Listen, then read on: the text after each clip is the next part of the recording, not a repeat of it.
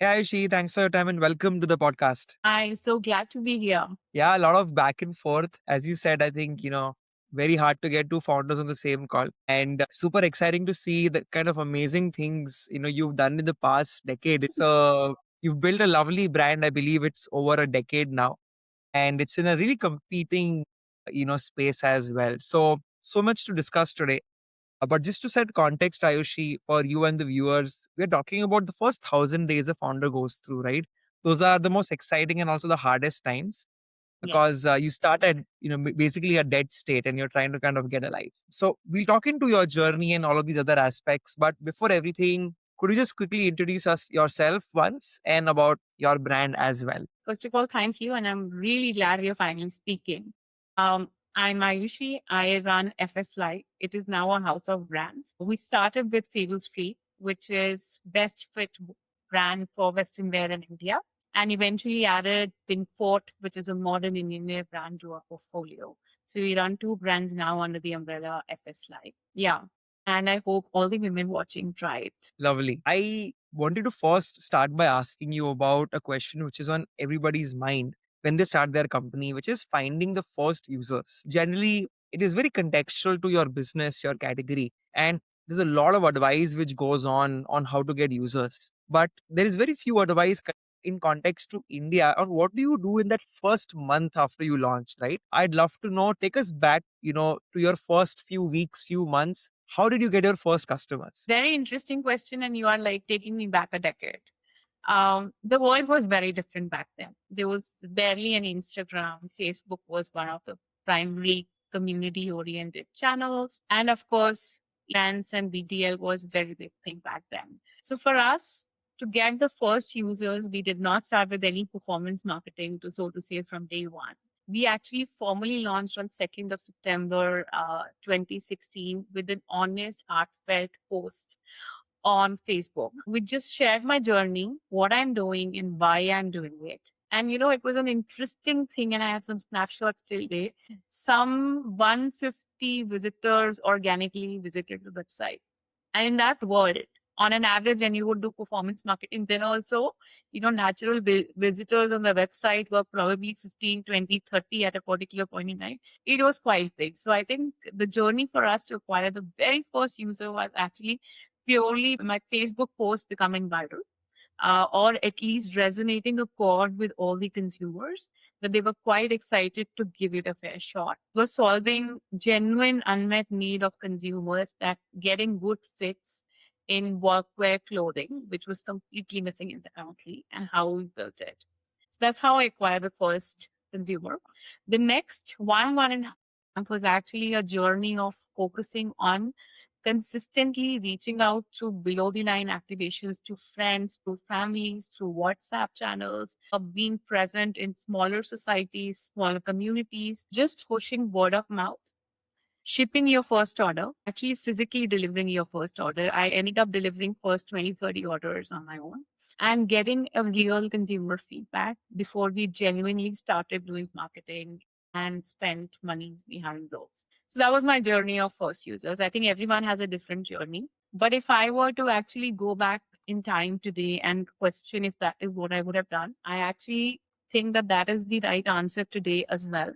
It's genuinely important to be close to the consumers and get them to pay for your product.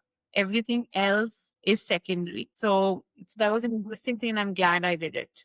Lovely, lovely. So you mentioned your first post itself, got you the right attention. And today, creating organic content as a founder, doing founder led content is on everybody's to do list. But it's awkward for many people. Some people genuinely don't see anything in it. And the ones who actually brave themselves to make that post see that it has 5 views, and then nothing happens out of Yes. it. So it becomes something which is like, it doesn't make sense to a lot of founders, right? Could you give any guidance to, folks like that who know that in a D2C space, I must build a brand, especially on social, but are just struggling to build a presence? I actually don't think you need to push to all the time run after doing this content oriented post. So I am actually not fully in favor of that. It was just probably the most easy way at that point in time to reach the audience in a more honest way. But if you were to do it even today, I genuinely feel the only thing that works is authentic content. If you're pushing yourself to do something that you are not, it shows. And we all think, that, you can fake and fool the consumer, but consumers are really smart. They figure it out whether you are being authentic or true or not. And, if you really look at all the content that goes really viral or at least has great reach, it is honest, it is organic, it is raw. So that's what you would do. So if you can put yourself out there, there's nothing like it. But if it's not in you, then don't do it. You'd rather do it in below the line activations and meeting the consumers yourself in a different manner. Lovely, lovely. Makes sense. I think a lot of relief for many people who think the only way is, founder content, because I've seen a lot of founders who are genuinely great operators, may not necessarily see themselves as the right fit for, being on the camera, but feel FOMO when somebody from their category does the same. They may have like maybe one more zero on their followership count, which unfortunately becomes a way a lot of people choose brands. But I think there are far smarter ways, like you said, BTL. I think there's also the potential to get a friend or get another, team member on board to also do the talking. I think people are very accepting in today's world. Yeah. But I think we are over indexing that, founders only speaking will make the difference. There are multiple ways of doing it. So there's no doubt about it. And I genuinely don't think that, if you are an operator who wants to stay away from the camera, either I'm that person now. And that's who I was. You will never see me post so much. I also sometimes have to push myself. I think the real audience and consumers don't judge you. I genuinely believe that founder brand is very different from the brand. And today we have built favorite to a scale that people don't know who's the founder. And that's the ideal output and outcome for a brand. They don't need to know who's Ayushi. I'm not building it for that. And that's what you need to do versus, founders being known and being bigger than the brands. It doesn't make sense. Right. Makes sense. You also mentioned about friends and family, and there is a little bit of a challenge there where I feel often friends and family don't give you honest advice. They want to support you. And sometimes, people say, don't ask your mom and dad about your product's feedback. They'll always say the wrong things. So how did you said your first focus area was your, friends and family. How did you kind of ensure that you got the right feedback on the product and even the price? Actually didn't go fully to friends and family, but I went below the line through the communities, not purely friends and family. It is very difficult to get the right answer out of friends and family, and they have genuine interest and honest intent at heart. But yeah, they may just find it hard to tell you the reality. But I still believe that when someone is willing to put their money behind their mouth, that's when it hits the road. So then in case of friends and family as well, it translates into an outcome. But I think it's just probably a 2 degree of separation is slightly better. Otherwise, you have to be smart enough to really extract वो X बोलो उसको कितने factors से discount करना वो by the way हर में figure हो जा रहा है. Correct. Makes sense. Makes sense. I want to now jump into another area, where what happens is you may pick up some funding or get some traction and you're really tempted to grow fast, especially in the CPG category. There's so many shiny things you can opt for, fantastic people, great brand, amazing website, super cool videos through inexpensive agencies and whatnot, right? As a creative partner to many brands, like I've heard a lot of these, wishes of people. But more often than not, so many founders have regrets. They were like, yeah, I should have avoided this spend, right? Could you share any spends you regret in your first 1,000 days? Yeah, I don't know if that's the right way to put this, but I've been a perfectionist. And in attempt to be the perfectionist, I wanted every aspect of what I was doing to be perfect. So if I wanted my first collection, it would have been done in 30 days, but eventually I took 3 months to do it or even more. If I wanted to build a website, again, can be done in 15, 20 days. And back then, आजकल तो एक दिन में बन जाती है, but back then 15, 20 days a month, right? I took another 4 months to do it, EA font, EA cheese, EA, all of that, right? And similarly, so whether it is product, whether it is design, whether it is branding, whether it is anything, right? End of the day, the things that I should have done in probably a full year's worth of time, I did end up doing them probably in double the amount of time. And I do believe at this point in time, as we say, right, time is money. So while we did invest, because end of the day, there is resource wastage in all of this, it is important to prioritize what matters the most to the consumer. and what is it that is building the product market fit for you, and accelerate those things, then trying to focus on everything. And if I were to change that, that's what I would have changed if I go back in time. So I can't pinpoint the specific areas of spends, but in an overall context, having a very sharp focus on product market fit and very sharp focus on what matters to the consumer versus trying to do everything. Today's world, by the way, everyone wants to do everything, as you rightly said. वो मेरे को influencer content भी करना है, counter content भी करना है, brand agency को भी लाना है, और then you might as well raise $5 million or $15 million to start a company, which is not the right way to do it. There have been beautiful brands that have actually come out of bootstrapped, and they're the best examples actually for being cost controlled and also the sharpness on doing dhanda. And that's where Yes. you need to be, is where I would say. Makes sense. Makes sense. So you picked on something very interesting, which is you're a perfectionist, and I think a lot of founders would empathize with that. Being frugal, failing fast is the conventional advice, but I've heard many people say, you know, that today consumers are not as forgiving as before because there is a lot of options and a lot of things are happening. And people are in a dilemma. Ki, should I just spend a lot of time on my name and my website and my brand logo?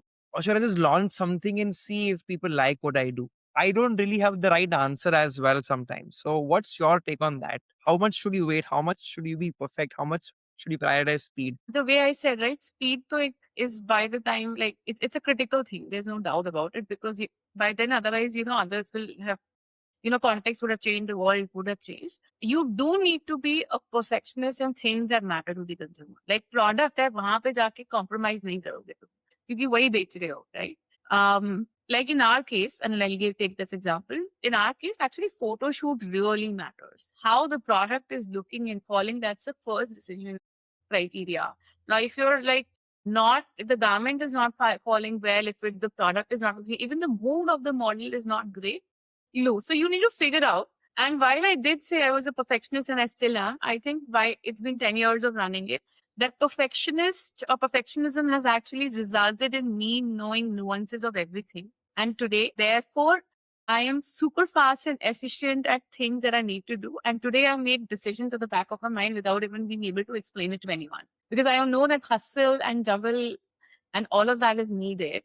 And that in the long run helped, in the short run really impacted the business and the timelines and the outcome. So long story short, in terms of responding to what you asked, right? Where to spend time and energies on, uh, focus on areas that will really have an impact in consumers' mind. Don't try to push on everything. Like there are areas जहाँ पे packaging matter करता है. अगर तुम offline कर रहे हो या तुम distribution करने वाले हो, तो the centered packaging matters more around this.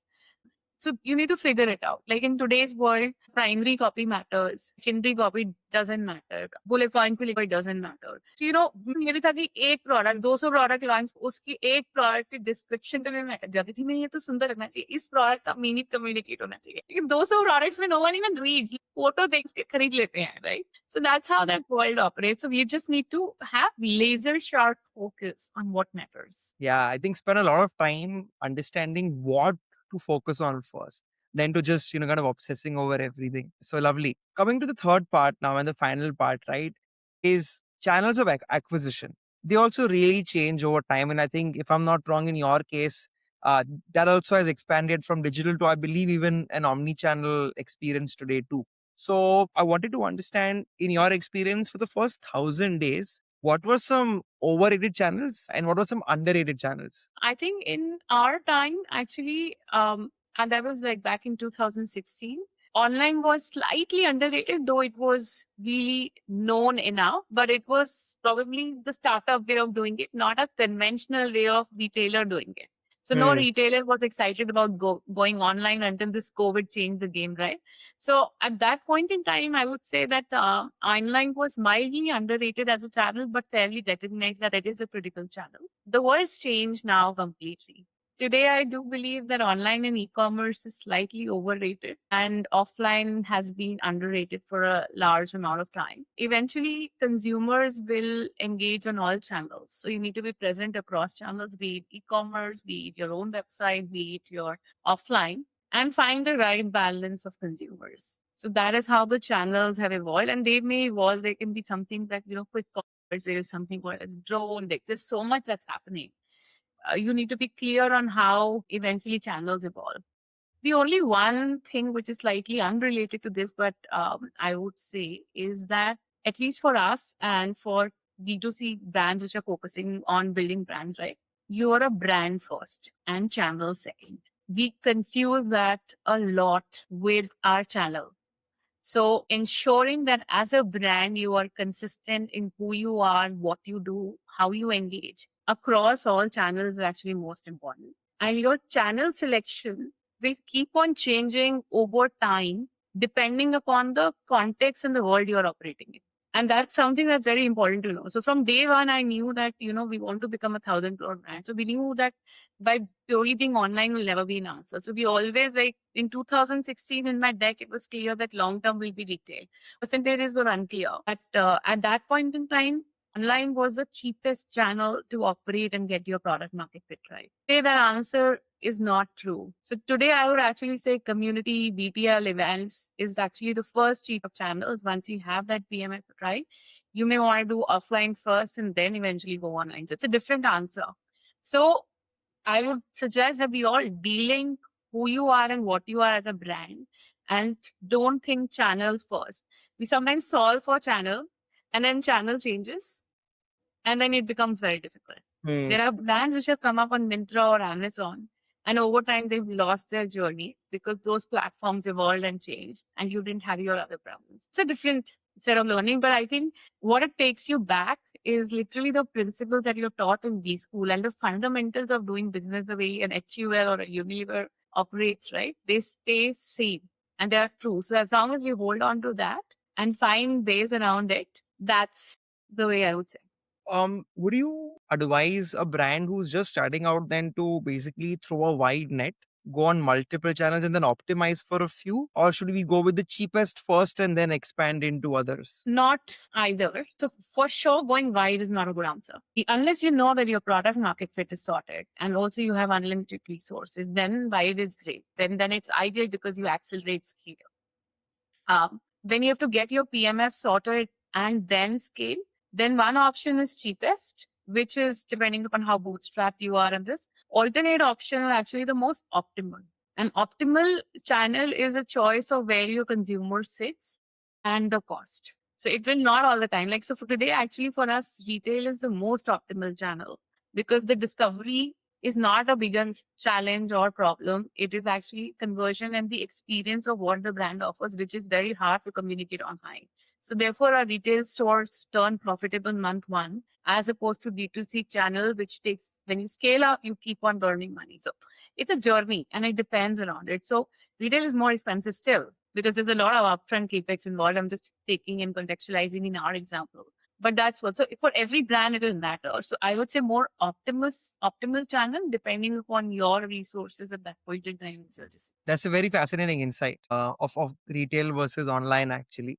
And superb. I think I wanted to kind of ask you a bunch of these things, and you addressed, I guess, all of them very well. As a parting thought, Ayushi, just always ask this one question to all founders, which I believe is the most important question, which is getting through the first 1,000 days, right? It's not like you're prepping for, some competition or going to the gym where every week you're seeing some progress. Often you see no progress and you feel everything is going south. But you got to still, keep on showing up, right? How does one do that? How did you do that? What's your advice to people who are right now maybe in their, 900th day and just thinking doesn't make sense? Yeah, it's a very difficult question. I wish you told me to prep for it.